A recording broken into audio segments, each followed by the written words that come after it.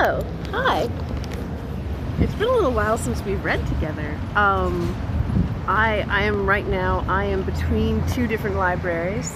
I was working at the Mother House. How do I describe that? Anyway, I'm a librarian for nuns now. That's a new thing on the side from working at the public library. So I'm about to start soon at the public library for my shift today. So I just walked over. This is the Calvin Park branch behind me.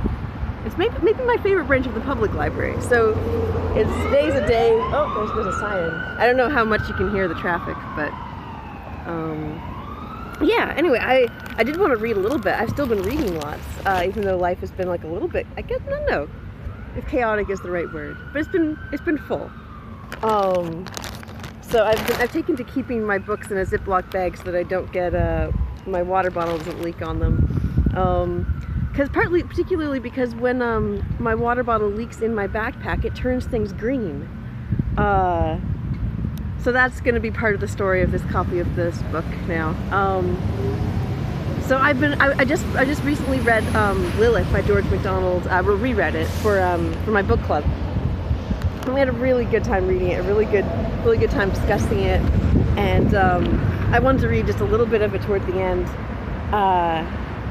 Lilith is generally not what one would recommend for a place to begin with George MacDonald, but it's a wonderful place to get to. It's something he wrote towards the end of his life, and it is very, very rich and rewards rereading.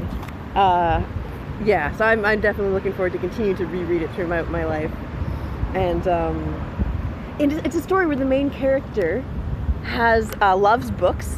And loves books in maybe not a healthy way, because he doesn't actually love people.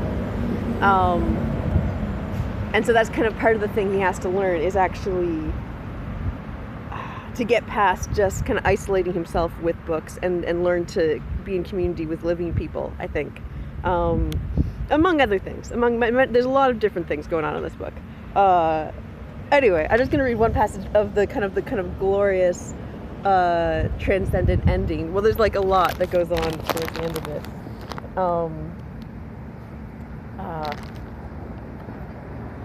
One little bit. I'm trying to think of any context as necessary or possible. Oh, I can hide my face. But anyway, this is in the more like redemption coming to fruition kind of part.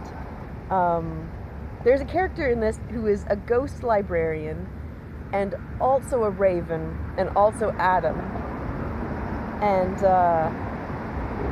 maybe among other things. But anyway, so our main character Vane is in this scene with Adam and Eve and Lona. So he says, "I kneeled and humbly thanked the three for helping me to die. Lona knelt beside me, and they all breathed upon us. 'Hark, I hear the sun,' said Adam. I listened. He was coming with the rush as of 1,000 times 10,000 far-off winds, with the roar of a molten and flaming world millions upon millions of miles away. His approach was a crescendo chord of 100 harmonies. The three looked at each other and smiled. That smile went floating heavenward, a 3-petaled flower, the family's morning thanksgiving.